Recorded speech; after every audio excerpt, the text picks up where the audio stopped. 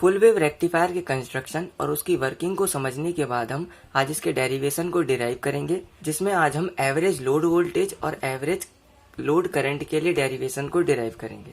मतलब लोड के अक्रॉस जो भी हमें आउटपुट में वोल्टेज मिलेगी उसके लिए डेरिवेशन, और लोड के अक्रॉस आउटपुट में जो हमें करंट मिलेगी उसके लिए डेरिवेशन को डिराइव करेंगे। जब हमने हाफ वेव रेक्टिफायर में वोल्टेज के डेरिवेशन को डिराइव किया था तब हमने एक फॉर्मूले का यूज किया था, area under the curve upon base. और अब मैं आपको बता दूं, कहीं पर हम वोल्टेज को VAV से डिनोट कर रहे हैं, कहीं पर VDC से डिनोट कर रहे हैं। इसका मतलब एक ही है। रेक्टिफायर से हमें क्या मिल रहा है, आउटपुट में वोल्टेज या करंट। वोल्टेज और करंट के लिए फिर हम क्या कर रहे हैं, डेरिवेशन को डिराइव कर रहे हैं। लेकिन आउटपुट में जो हमें वोल्टेज या करंट की वैल्यू मिल रही है उसकी कुछ ना कुछ एवरेज वैल्यू होगी, इसलिए हम उसको VAV कह दे रहे हैं। अब आउटपुट कैसा मिलता है हमें रेक्टिफायर से, DC, इसलिए हम उसको क्या कह दे रहे हैं, DC आउटपुट वोल्टेज। सेम ऐसे ही करंट के लिए भी रहेगा, कुछ ना कुछ एवरेज वैल्यू ऑफ करंट मिलेगी तो IAV, और DC करंट मिलेगी तो IDC से डिनोट कर देंगे।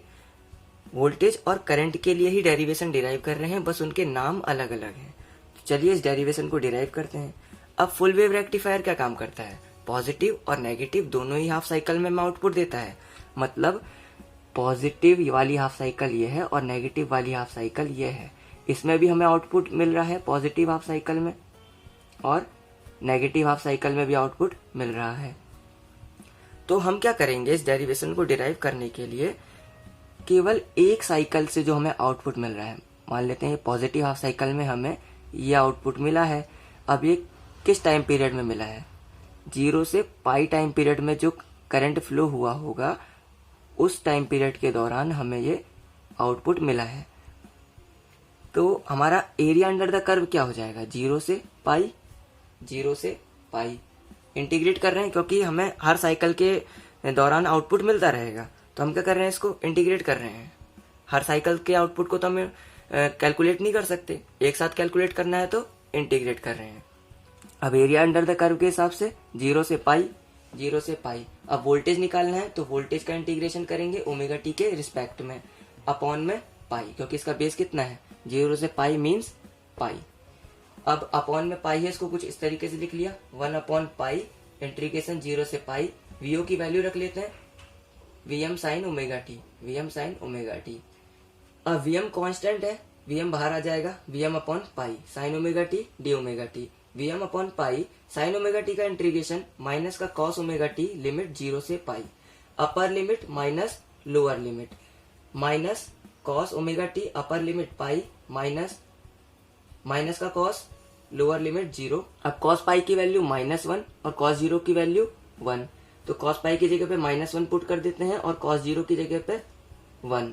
अब देखिए minus minus plus, minus minus plus, 1 + 1 2, 2 VM upon पाई। तो हमारी वोल्टेज की एवरेज वैल्यू कहें या फिर DC आउटपुट वोल्टेज कहें या एवरेज लोड वोल्टेज कहें, बात एक ही है। वो हमारा कितना है, 2 VM अपॉन पाई। और हाफ वेव रेक्टिफायर के लिए कितना आता है ये, VM अपॉन पाई। तो जस्ट इसका डबल हमें हाफ वेव रेक्टिफायर से इसका डबल फुल वेव रेक्टिफायर में मिलता है। अब एवरेज करंट निकाल लेते हैं, तो ओम्स लॉ से V = IR, I = V upon R। अब एवरेज करंट कहें या DC करंट कहें, बात एक ही है। तो I = V upon R, average current निकालना है तो एवरेज वोल्टेज अपॉन R। अब VAV की वैल्यू कितनी आई हमारी, 2 VM अपॉन पाई। तो हमने इसकी वैल्यू को पुट कर लिया, 2 VM upon pi into R। अब VM upon R, I = V upon R, तो ये भी V अपॉन R है। अब ये मैक्सिमम वोल्टेज के टर्म में है तो ये मैक्सिमम करंट के टर्म में आ जाएगा, तो कितना हो जाएगा, 2 IM अपॉन पाई। तो एवरेज करंट हमारी कितनी आई, 2 IM अपॉन पाई। अब हम करंट की RMS वैल्यू के लिए डेरिवेशन को डिराइव करेंगे। RMS वैल्यू का मतलब है रूट मीन स्क्वायर वैल्यू। अब हमारे पास अल्टरनेटिंग करंट इक्वेशन है, I = IM sign omega T. RMS value निकालने के लिए हम करंट की RMS वैल्यू निकालने हैं, तो हमने करंट लिखी I।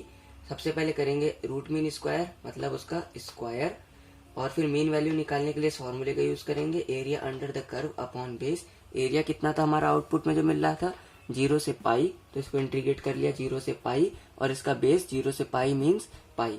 अब हम बेस को इसके अपॉन में लिखते, फिर वो कुछ इस तरीके से आता 1 अपॉन पाई, इसलिए हमने इसको पहले ही लिख लिया। और रूट मीन स्क्वायर है, रूट है तो इसका रूट कर दिया। अब आप देखिए 1/पाई ऐसे ही है, इंटीग्रेशन 0 से पाई, आई की value Im sin omega T, Im sin omega T को पुट कर लिया, स्क्वायर है तो इसका स्क्वायर डी ओमेगा टी। 1/पाई 0 से pi Im square sine square omega T D omega T, whole square था इसका, दोनों के लिए स्क्वायर लिख लिया हमने। अब Im स्क्वायर कांस्टेंट है, ये इंटीग्रेशन के बाहर आ जाएगा, इंटीग्रेशन के बाहर आएगा, रूट के बाहर नहीं आएगा, ये रूट के अंदर ही रहेगा। कांस्टेंट वैल्यू इंटीग्रेशन के बाहर आती है, रूट के बाहर नहीं जाएगी।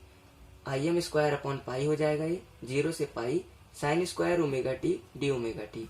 अब हम साइन स्क्वायर ओमेगा टी की वैल्यू निकालेंगे, तो इसके लिए हम ट्रिग्नोमेट्रिक फॉर्मूला यूज करेंगे, cos 2 theta is equal to 1 minus का 2 साइन स्क्वायर थीटा। अब यहाँ से आप 2 साइन स्क्वायर थीटा निकाल लीजिए, तो 2 sine square theta is equal to 1 minus का cos 2 थीटा। अब आप यहाँ से साइन स्क्वायर थीटा निकालेंगे तो 2 मल्टीप्लाई में है, मल्टीप्लाई का डिवाइड में चला जाएगा, तो sine square theta is equal to 1/2 minus का cos 2 थीटा। अब ये जो हमारी साइन स्क्वायर थीटा की वैल्यू निकली, अभी फंक्शन क्या है, अभी फंक्शन थीटा एंगल के साथ है, लेकिन हमारा किस में चल रहा है, ओमेगा टी एंगल ले रखा है हमने, तो हम इस थीटा एंगल के टर्म्स की जो इक्वेशन है उसको ओमेगा टी एंगल के टर्म्स में चेंज कर लेंगे। तो ये क्या हो जाएगी, sine square omega T is equal to 1/2 minus का cos 2 ओमेगा टी। तो हम यहाँ पर साइन स्क्वायर ओमेगा टी की जगह क्या लिख सकते हैं, 1/2 माइनस का cos 2 ओमेगा टी, 1/2 माइनस का cos 2 ओमेगा टी।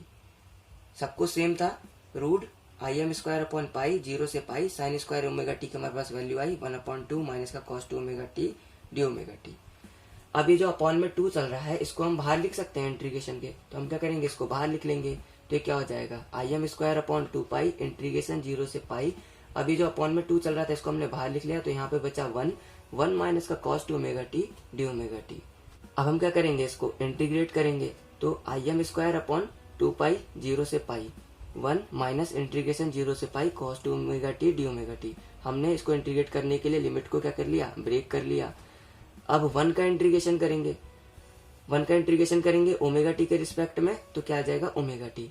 सपोज यहाँ पर 1 होता और हम 1 का इंटीग्रेशन टी के रिस्पेक्ट में करते तो क्या आता, टी आता। एक्स के रिस्पेक्ट में कर रहे होते 1 का इंटीग्रेशन तो एक्स आता, इसलिए ओमेगा टी के रिस्पेक्ट में कर रहे हैं 1 का इंटीग्रेशन, तो क्या आया ओमेगा टी। अब cos 2 ओमेगा टी का क्या होगा, cos x का होता है sin x, तो cos 2 ओमेगा टी का क्या हो जाएगा, sin 2 ओमेगा टी। अब 2 ओमेगा टी का भी होगा, 2 ओमेगा टी का हो जाएगा 2 और ओमेगा टी का 1।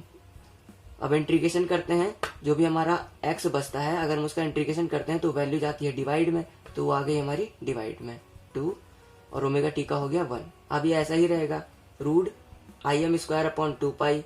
अब लिमिट रख लेते हैं, अपर लिमिट, सबसे पहले अपर लिमिट रखते हैं इस पूरे फंक्शन में, हम सबसे पहले अपर लिमिट रखेंगे पाई माइनस का sine 2 pi upon 2 minus lower limit 0 minus का साइन 2 0 अपॉन 2।